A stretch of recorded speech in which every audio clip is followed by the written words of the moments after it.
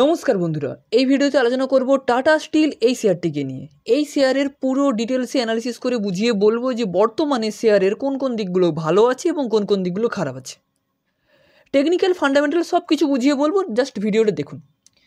ওকে, দেখুন টেকনিক্যালে যে জিনিসটার ভয় ছিল, যার ভয় ছিল সেটাই হলো টাটা স্টিলের ক্ষেত্রে। কোন জিনিসটার ভয় ছিল?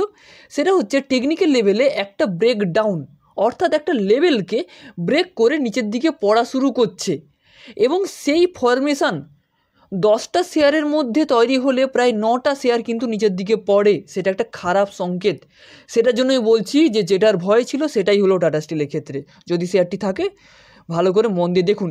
এবং হ্যাঁ, যদি এছাড়াও যদি অন্য কোনো শেয়ার ভালো না খারাপ বা তার টেকনিক্যাল বা ফান্ডামেন্টাল ভালো না খারাপ জানতে চান, তাহলে আমাকে হোয়াটসঅ্যাপে মেসেজ করতে পারেন। হোয়াটসঅ্যাপ নাম্বার নিচে পেয়ে যাবেন বা ডেসক্রিপশানে পেয়ে যাবেন। ওকে, দেখুন এখানে আমি ওয়ান্ডার ক্যান্ডেলে একটা গ্রাফ বা লাইন টেনে রেখেছি।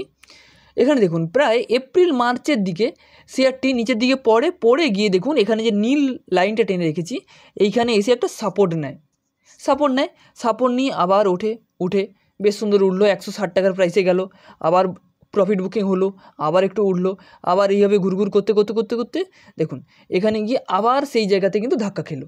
তাহলে এখানে বাই, আবার এখানে সেল। ওকে, হলো, আবার এখানে লাগলো। যখনই লাগে তাহলে ফরমেশন কি তৈরি হচ্ছে? তাহলে এই রেখাকে বারবার টাচ করছে, তখনই এখানে আবার বাই করার একটা সেম পজিশন তৈরি হয়েছিল। এবারে এখানে দেখুন, এখানে টাচ করে আবার উঠলো, কিন্তু কোনো বারে কিন্তু এই রেখাকে ব্রেক করে নিচের দিকে নামেনি। কিন্তু ফাইনালি দেখুন এখানে এতটা হাই বানালো, প্রায় 182-83 সামথিং, ওই কাছাকাছি কিছু একটা হাই বানিয়ে লাগাতার পড়ছে এবং পড়ছে যে সে পড়াটা দেখুন এই লাইনটাকে কিভাবে ব্রেক করছে। অনেক সময় হয় যে শেয়ারটি এখানে এসে এইভাবে টাইম স্পেন্ড করে, তারপরে নিচের দিকে পড়ে, এ সোজা নেমে যাচ্ছে নিচের দিকে। তো এটা একটা খারাপ সংকেত টেকনিক্যাল দিক দিয়ে। আপনারা বুঝতে পারছেন? দেখুন আমি জাস্ট আপনাদের যেটা বোঝাতে চাইছি সেটা দেখুন, যে এখানে শেয়ারটা 1 দিন 2 দিন 3 4 5 6 7 8 9 10 12 দিন হয়ে গেল কন্টিনিউ পড়ছে এবং এই লেভেলটাকে ব্রেক করেছে। এবং যখনই এই টাইপের ফরমেশন কোনো কোম্পানির বা কোনো শেয়ারের মধ্যে তৈরি হয়, তখন বলা যেতে পারে শেয়ারটি পড়বে। আপনারা হয়তো অনেকেই জানেন যে একটা সাপোর্টকে ব্রেক করে নিচের দিকে পড়ছে মানে কি, বলা হয় যে শেয়ারটি নিচের দিকে পড়তে পারে, তাই তো? হ্যাঁ, এটাই। এবং এটা যে পড়বে এটা কিন্তু একটা টেকনিক্যাল ইন্ডিকেটার, যে ইন্ডিকেটার কিন্তু আগেই আপনাদের জানিয়ে দিতে পারে যে এই শেয়ারটি পড়তে পারে। এখানে দেখতে পাচ্ছেন সেল বলে ইন্ডিকেট চলে এসেছে, তাই না? তো এই ইন্ডিকেটার খুবই ইউজফুল একটি ইন্ডিকেটার এবং সম্পূর্ণ ফ্রি। হ্যাঁ, সম্পূর্ণ ফ্রি। এই ইন্ডিকেটার আপনাকে প্লটের মধ্যে জানতে বা বুঝতে সাহায্য করবে যে কোন জায়গাতে বাই এবং কোন জায়গাতে সেল, বুঝতে পারছেন? তো এই ইন্ডিকেটারের মাধ্যমে আপনাদের সুইং ট্রেডিং অনেকটাই সহজ হতে পারে। এবং আপনারা যদি চান এই ইন্ডিকেটার ফ্রিতে পেতে, তাহলে সিম্পলি আপনি আমাকে হোয়াটসঅ্যাপে হাই বলে মেসেজ করবেন, লিখবেন যে দাদা বা স্যার আমি এই ইন্ডিকেটার ফ্রিতেই পেতে চাই। সেখানে আমি এই ইন্ডিকেটার কীভাবে ইউজ করতে হয় প্রসেস আমি আপনাকে সম্পূর্ণ ফ্রিতে বুঝিয়ে দেবো, যার জন্য আপনি আমাকে হোয়াটসঅ্যাপে মেসেজ করতে পারেন। ওকে, সো বর্তমানে বোঝালাম যে টাটা স্টিল এই শেয়ারের টেকনিক্যাল চার্ট প্যাটার্ন বর্তমানে উইক। এরপরে চলুন এই শেয়ারের ফান্ডামেন্টালটা বুঝিয়ে বলছি, ফান্ডামেন্টাল কতটা স্ট্রং বা কতটা উইক। টাটা স্টিল এই শেয়ারের টেকনিক্যাল চার্ট প্যাটার্ন উইক বা দুর্বল হলেও ফান্ডামেন্টাল কিন্তু উইক বা দুর্বল নয়, ফান্ডামেন্টাল কিন্তু যথেষ্ট স্ট্রং। তাই যারা লং টার্মের ভিশন রাখছেন তারা অবশ্যই টাটা স্টিলের উপরে নজর রাখতে পারেন। এবং যারা শর্ট টার্মের ট্রেডার বা শর্ট টার্মে সুইং ট্রেডিং করছেন তাদের জন্য একটু অ্যাভয়েড করা উচিত, যদিও আমার ব্যক্তিগত মতামত। ওকে, আমি কোনোভাবে আপনাদের বাই সেল রেকমেন্ড করছি না, কারণ আমি কোনো সেবি রেজিস্টার্ড অ্যাডভাইজার নই। ওকে, দেখুন এটা একটা লার্জ ক্যাপ কোম্পানি এবং যদি আমরা স্টকের ভ্যালুয়েশনটা দেখি তাহলে স্টকের পি চলছে 28, ইন্ডাস্ট্রিয়াল পি চলছে 22, তাহলে ভ্যালুয়েশনের দিক দিয়ে হালকা একটু ওভার প্রাইস বা ওভার ভ্যালুয়েশন হয়ে আছে। আরওসি খুব বেশি বেটার নয়, আরওসি এটাও কিন্তু খুব বেশি ভালো নয়। তো এটাকে আমি গুণিতক চিহ্ন দিয়ে দিচ্ছি, ওকে।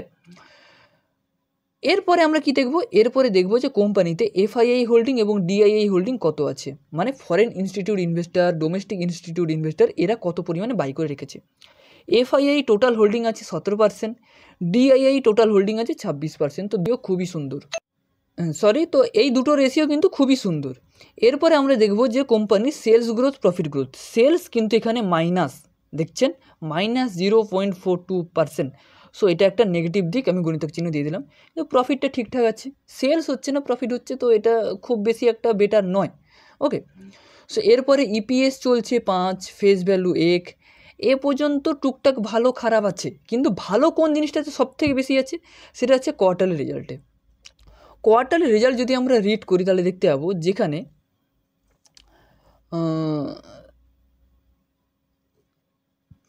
যেখানে তাদের সেলসটা আগের বছর সেপ্টেম্বর 2024 যেখানে ছিল 53, সেখানে 58, মানে অনেকটা বেড়েছে।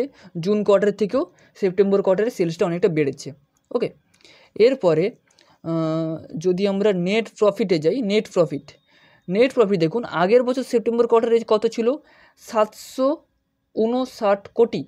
সেখান থেকে এই বছর সেপ্টেম্বর কোয়ার্টারে কত এসেছে, 3183 কোটি। তাহলে এয়ার অন এয়ার ভয়ঙ্কর পরিমাণে জাম্প, এটা একটা সব থেকে পজিটিভ বা ভালো পয়েন্ট।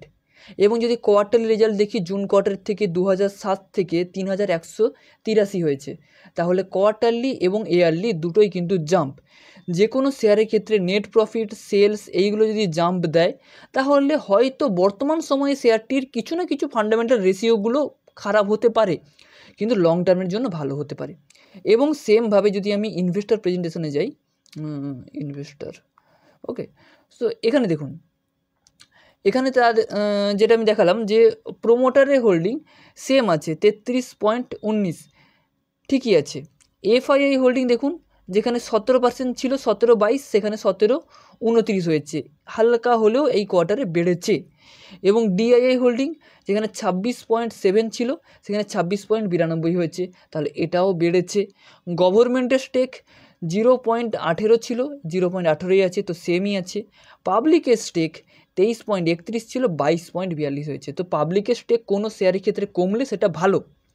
তাহলে বর্তমানে টাটা স্টিলের ফান্ডামেন্টাল খুব ভালো, ফান্ডামেন্টাল রেশিওগুলো খুবই ভালো। যারা লং টার্মের জন্য ভিশন রাখছেন, 2 বছর, 3 বছর, 5 বছর, তাদের জন্য খুবই বেটার, কারণ ভালো শেয়ার আপনি কম দামে পাচ্ছেন, সেটা তো সব থেকে বেটার। এবং যারা শর্ট টার্মে ট্রেডার বা শর্ট টার্মে সুইং ট্রেডিং করছেন, তাদের জন্য বলছি যে শর্ট টার্মে কোম্পানির বা শেয়ারের ক্ষেত্রে টেকনিক্যাল চার্ট প্যাটার্নে একটু উইক দেখা দিচ্ছে, কারণ একটা লেভেলকে ব্রেক করছে। তাহলে বর্তমানে সাবধানতা অবলম্বন করুন। একটা সাপোর্টের কাছে আসলে অবশ্যই শেয়ারটি ঘুরে দাঁড়াতে পারে। সেই সাপোর্টটি কোথায় কি আসতে পারে না আসতে পারে, সেটা আমি আমার হোয়াটসঅ্যাপ গ্রুপে জানিয়ে দেবো।